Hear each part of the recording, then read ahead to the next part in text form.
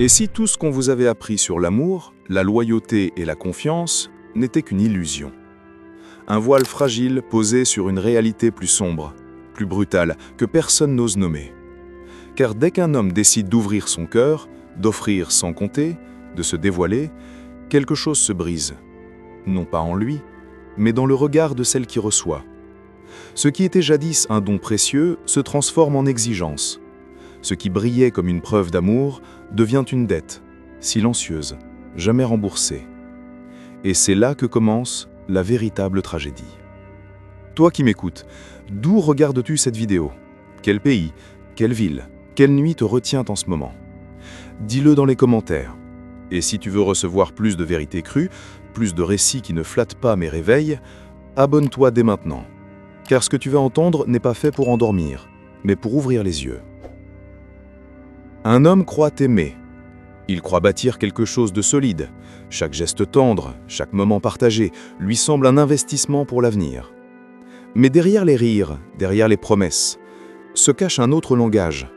Un langage muré, inscrit dans la chair même de la nature. Ce n'est pas l'amour qui est mesuré, c'est la valeur. Non pas ce que tu es, mais ce que tu fournis. Non pas ton âme, mais ton utilité. Et le jour où cette utilité s'épuise, quand la fatigue s'installe, quand les forces vacillent, quand l'homme baisse la garde, l'équilibre bascule. Ce qui paraissait être une union devient un calcul froid. Elle réévalue, elle compare, elle choisit. Et lui, aveuglé par ses illusions, croit encore qu'il a échoué par manque alors qu'il n'a fait qu'accomplir son rôle jusqu'au bout. Ne crois pas que c'est de la haine, ne crois pas que c'est de la cruauté. C'est l'instinct. C'est la loi invisible qui gouverne le désir. Ce n'est pas toi qui es jugé, c'est ton utilité. Et cette prise de conscience, brutale, est le premier pas vers une lucidité qui change un homme à jamais. Car vois-tu, dans ce monde moderne, l'attention d'un homme est devenue une monnaie, et la plupart la dépensent sans en rendre compte. Un regard prolongé, un message répété, une main toujours tendue. Tout cela nourrit sans retour, tout cela valide sans réciprocité. Elle n'a même pas besoin de t'aimer. Elle n'a même pas besoin de te vouloir. Ton attention seule suffit à renforcer sa valeur aux yeux du monde. Elle récolte, elle engrange, sans avoir à donner. Et toi, tu crois avancer, alors que tu tournes en rond. La vérité est glaçante, ce n'est pas toi qui choisis. Depuis le premier sourire, depuis le premier geste subtil, c'est elle qui t'a désigné. Non pas avec des mots, mais avec des signaux. Tu crois mener la danse, mais la musique, c'est elle qui l'a composée. Et quand enfin tu crois avoir gagné sa confiance, quand tu oses déposer tes armes, révéler tes blessures, ouvrir ton cœur, la magie se renverse. Non pas parce qu'elle ne te méprise, mais parce que son instinct l'a trahi. Là où tu pensais offrir la plus belle preuve d'amour, elle ne voit plus que fragilité. Non pas le roc, mais la fissure. Non pas le protecteur, mais l'homme qui chancelle. C'est le paradoxe cruel. On dit aux hommes d'être vulnérables, mais la biologie réclame l'inverse. Elle cherche un pilier, pas une épave.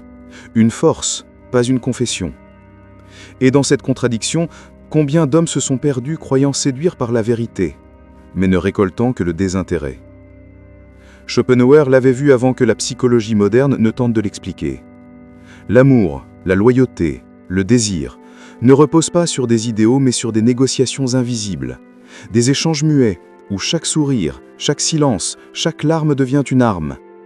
Ce n'est pas la haine qui brise les hommes, c'est l'illusion. Et tant que tu ne verras pas cette mécanique, tant que tu croiras qu'aimer c'est donner sans compter, tu seras exploité. Non pas parce que tu es mauvais, mais parce que tu ignores les règles du jeu. Alors retiens bien ceci. La force d'un homme ne réside pas dans ce qu'il offre sans limite, mais dans ce qu'il choisit de protéger. Son temps, son regard, son silence. Si tu ressens la vérité dans ces mots, abonne-toi. Non pas pour flatter un algorithme, mais pour ne pas manquer la suite. Car ce que tu viens d'entendre n'est qu'un fragment. Le reste est encore plus sombre. Elle sourit, tu crois que c'est un signe, mais en réalité, c'est déjà une décision. Avant même que tu aies prononcé un mot, avant même que tu t'imagines maître de ton destin, la partie est lancée. Et toi, tu n'es pas le stratège, tu n'es que la pièce sur l'échiquier. Un homme pense choisir. Il croit que son désir naît de lui-même, que son attirance est une flamme spontanée.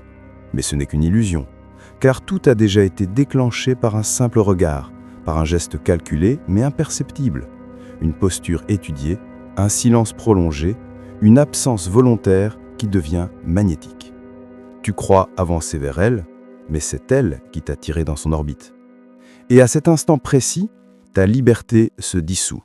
Tu crois être le chasseur, alors que tu n'es que le gibier docile. Le plus troublant, c'est que tu ne le remarques même pas. Tu ressens de la fierté, une impression de conquête, alors que tu n'as fait que répondre à une invitation invisible. C'est là la première vérité brutale. La séduction féminine n'est pas une poursuite, mais une sélection. Une femme n'a pas besoin de courir derrière toi. Elle n'a pas besoin d'efforts visibles. Elle n'a qu'à être et laisser tes instincts réagir. Dans son monde, chaque sourire est un appât. Chaque silence est une épreuve. Chaque absence est une manœuvre. Et toi, en croyant choisir, tu es déjà choisi. La tragédie, c'est que tu ignores les règles du jeu. Tu crois diriger la danse, mais elle a écrit la musique. Et plus tu t'enfonces dans ce rôle, plus tu crois être maître de tes choix, alors qu'ils ont été dictés dès le premier instant. Mais l'illusion ne s'arrête pas là. Une fois que tu as accroché, la véritable transaction commence. Car ce que tu offres, ton temps, ton attention, tes ressources, n'est pas reçu comme un cadeau. Dans ses yeux, c'est un dû. Ton message du matin, normal. Ton effort pour la protéger, évident. Ton énergie dépensée pour la rassurer, le minimum requis. Et plus tu donnes, moins tes dons ont de valeur. C'est ainsi que fonctionne la mécanique. Ce qui est rare brille, ce qui est constant devient invisible. Ton affection se transforme en bruit de fond, ton sacrifice devient transparent. Et un jour, tu réalises qu'elle ne voit plus ce que tu offres parce qu'elle y est habituée. La plupart des hommes s'arrêtent ici, dans la confusion. Ils se demandent ce qu'ils ont fait de mal. Ils croient qu'ils ont échoué par manque. Mais la vérité est plus sinistre. Ils ont échoué par excès. Ce n'est pas leur absence qui détruit l'admiration, c'est leur présence trop facile. Ce n'est pas leur silence qui tue l'attirance, mais leurs aveux incessants. Et toi, tu continues à creuser, à offrir davantage, à montrer plus de vulnérabilité, à prouver que tu es différent. Mais plus tu t'exposes, plus le mystère disparaît, et ce qui disparaît perd sa valeur. Schopenhauer l'avait compris. Ce n'est pas l'amour qui lie, mais l'utilité. Une femme peut aimer, mais elle aime d'abord ce qui lui sert. Elle aime la protection, le statut, la force. Le jour où tu cesses de représenter cela, le lien s'efflioche. Non pas parce que tu es mauvais, mais parce que l'instinct la pousse ailleurs. Elle ne déteste pas ton cœur, elle déteste ton utilité. Et là se cache le piège le plus cruel, car la femme ne te dit pas ses vérités. Elle ne formule pas cette logique. Elle la vit, elle la ressent, elle la suit. Et toi, tu restes seul, à croire qu'il s'agit d'un mystère incompréhensible, d'un sortilège injuste, alors qu'en réalité, tout s'est joué dès le départ. Si tu comprends que cette vérité dérange, mais qu'elle ouvre les yeux, abonne-toi dès maintenant, car la suite de cette histoire va encore plus loin, et ce serait une erreur de t'arrêter ici. Il croit encore mener la danse. Mais la vérité, c'est qu'il ne fait que suivre une partition écrite bien avant lui. Chaque regard, chaque silence, chaque distance soigneusement dosée, tout cela n'a jamais été un hasard. Il pense qu'il choisit, mais en réalité, il n'a fait que répondre à des signaux invisibles. Imagine un homme qui entre dans une pièce. Son regard balaie l'espace. Mais avant même qu'il n'ouvre la bouche, avant même qu'il ne décide de s'approcher, son destin est déjà scellé. Un sourire furtif, un geste de cheveux, un éclat de rire lancé au bon moment. Voilà tout ce qu'il fallait. Lui croit avoir ressenti un coup de cœur, une impulsion spontanée. Mais ce qu'il appelle destin n'est rien d'autre qu'un déclencheur biologique. Une réaction programmée, vieille de milliers d'années. C'est ici que réside le paradoxe. L'homme croit désirer, mais en vérité, il est guidé. Et plus il s'avance, plus il s'enferme dans un rôle qu'il n'a jamais choisi.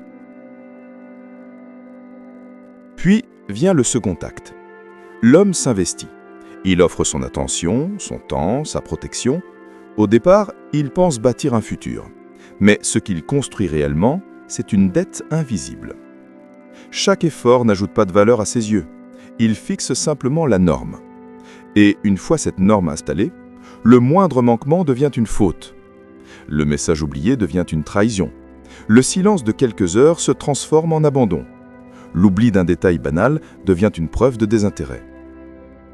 Lui ne comprend pas. Il se dit « Je donne tout. Pourquoi cela ne suffit-il jamais ?» Mais il ignore que son utilité a cessé d'être un privilège. Elle est devenue une exigence. La mécanique est brutale. Ce qui est acquis perd sa valeur. Ton affection constante ne touche plus. Ton sacrifice quotidien ne brille plus. Ta présence fidèle devient invisible. Et c'est là que l'illusion se frissonne. L'homme pense que son amour était suffisant. Mais dans son monde à elle, l'amour n'est jamais une monnaie stable. Il doit être soutenu, amplifié, entretenu par ce que tu représentes, non pas par ce que tu ressens. Alors, certains hommes tentent autre chose. Ils décident d'ouvrir leur cœur. Ils se disent « Peut-être qu'en lui montrant mes blessures, elle comprendra que je suis vrai. Peut-être que ma vulnérabilité la touchera. » Alors ils parlent. Ils dévoilent leurs peurs, leurs doutes, leurs failles. Ils montrent qu'ils sont humains. Mais ce qu'ils n'anticipent pas, c'est le changement subtil qui s'opère. Ce qu'elle voyait comme de la force se transforme soudain en fragilité. Ce qui inspirait l'admiration commence à éveiller un doute, non pas parce qu'elle est cruelle, mais parce que son instinct s'active. Car la biologie ne ment pas. Une femme cherche un pilier, pas une frissure. Elle cherche une ancre, pas une voile déchirée. Tu croyais l'émouvoir, mais tu l'as inquiété. Voilà le paradoxe cruel. L'homme distant semble froid, mais attire. L'homme vulnérable semble sincère, mais repousse. Et entre ces deux extrêmes, combien se perdent? Combien croient séduire par leur vérité, mais détruisent sans le savoir l'image même qui nourrissait le désir? Puis, il y a un autre piège, plus insidieux encore. L'homme croit qu'il poursuit une femme. Il se dit que c'est lui qui a choisi de l'approcher, de l'aimer, de la conquérir. Mais ce qu'il ignore, c'est qu'il a été choisi bien avant, non pas par des mots, mais par des signaux. Un silence bien placé, un désintérêt fin, une attention dosée au compte-gouttes. Voilà tout ce qu'il fallait. Et c'est ainsi qu'il court, persuadé qu'il avance. Mais en vérité, il tourne en rond. Elle ne l'empêche pas de croire à sa liberté. Au contraire, elle nourrit l'illusion. Elle laisse toujours entrevoir une récompense, jamais assez proche, jamais totalement acquise. Lui se dit « Elle hésite, il faut que je persévère. » Mais la vérité est plus sombre. Il n'avance pas, il est entretenu. Comme un joueur face à une machine à sous, il espère que le prochain effort sera le bon. Et c'est là que le piège se referme. Car plus un homme investit, plus il devient incapable de reculer. Il a déjà trop donné. Trop de temps, trop d'énergie, trop de rêves. Alors même quand il sent que quelque chose cloche, il persiste. Il refuse de voir l'évidence parce qu'accepter la vérité serait admettre qu'il a tout perdu pour rien. Tu comprends maintenant pourquoi cette vérité est dérangeante? Mais elle est nécessaire. Parce qu'un homme aveugle vit dans l'illusion, tandis qu'un homme lucide reconquiert son pouvoir. Et si je te disais que ce que tu appelles amour n'a jamais été qu'une trêve fragile dans une guerre invisible? Une paix temporaire, tolérée par la nature, mais jamais garantie. Car derrière chaque sourire tendre, chaque promesse, chaque étreinte, se cache une lutte silencieuse pour le pouvoir. Non pas le pouvoir politique, non pas l'argent, mais un pouvoir plus intime, plus subtil, plus destructeur. Celui de contrôler le récit. Celui de définir qui a besoin de qui. L'homme, depuis toujours, croit donner pour obtenir de l'amour. Il pense que son sacrifice est une monnaie d'échange équitable, mais il se trompe. Car dans cette dynamique, l'équité n'existe pas. Un homme doit prouver, bâtir, protéger, s'exposer aux tempêtes. Une femme, elle, n'a pas besoin de brandir des armes visibles. Son pouvoir est plus insidieux. Il se cache derrière le voile de la vulnérabilité, derrière des larmes versées au bon moment, derrière le silence qui désarme plus sûrement qu'un cri. Un mot de colère d'un homme devient une faute impardonnable. Une larme d'une femme devient une arme irrésistible. Et dans ce tribunal invisible, c'est toujours lui qui doit se justifier, jamais elle. C'est ce que Schopenhauer avait compris avant tant d'autres. Le pouvoir le plus redoutable est celui qui agit sans être nommé. Le pouvoir masculin est direct, visible, donc attaqué, critiqué, surveillé. Le pouvoir féminin, lui, est diffus, enveloppé dans l'ombre de l'émotion. On ne le remet jamais en cause, parce qu'il se déguise en fragilité. Et c'est là le piège. Quand une femme dit « je souffre », le monde s'incline. Quand un homme dit « je souffre », on lui répond « tiens bon ». Cette asymétrie n'est pas un hasard. C'est une architecture millénaire, gravée dans l'instinct, renforcée par la société. Alors, un homme croit encore qu'il aime pour lui-même, qu'il choisit sa partenaire pour son cœur, son esprit, son caractère. Mais la vérité est bien plus dérangeante. Car même son désir n'est pas le sien. Il est dicté par des forces invisibles, biologiques, programmées. La jeunesse, la beauté, la douceur, il ne les choisit pas. Ce sont elles qui l'attirent malgré lui. Et dans cette attraction, il croit être libre, mais il est prisonnier. Quant à elle, elle n'a pas besoin de courir après lui. Elle n'a pas besoin de choisir avec logique. Son corps, son instinct, son héritage biologique choisissent pour elle, non pas celui qui aime le mieux, mais celui qui sert le mieux. Non pas celui qui offre le plus de sincérité, mais celui qui garantit le plus de sécurité. Voilà pourquoi l'amour est rarement un miracle désintéressé. C'est un échange, un marché, une économie où l'homme donne pour être accepté et où la femme prend pour survivre et avancer. Non pas parce qu'elle est mauvaise, mais parce que la nature l'a construite ainsi. Lui veut être aimé pour ce qu'il est. Elle aime pour ce qu'il offre. Et le jour où ce qu'il offre s'épuise, la transaction s'arrête. Tu comprends alors la douleur de tant d'hommes qui se retrouvent brisés sans savoir pourquoi. Ils croient que leur sincérité n'a pas suffi. Mais la vérité, c'est que leur rôle avait pris fin. Ils n'ont pas été abandonnés pour ce qu'ils étaient, mais pour ce qu'ils n'étaient plus. C'est ici que l'illusion éclate. L'amour tel qu'on le vend n'existe pas. Ce qu'il y a, ce sont des intérêts qui s'alignent, des besoins qui se croisent. Et lorsque ces intérêts cessent de coïncider, ce que tu croyais éternel s'évapore. La plupart des hommes refusent d'accepter cette vérité. Ils s'accrochent aux contes de féerie, aux promesses romantiques, aux idéaux qui masquent la brutalité de l'instinct. Mais ceux qui ouvrent les yeux, ceux qui regardent en face cette mécanique invisible, ces hommes-là ne sont plus jamais les mêmes.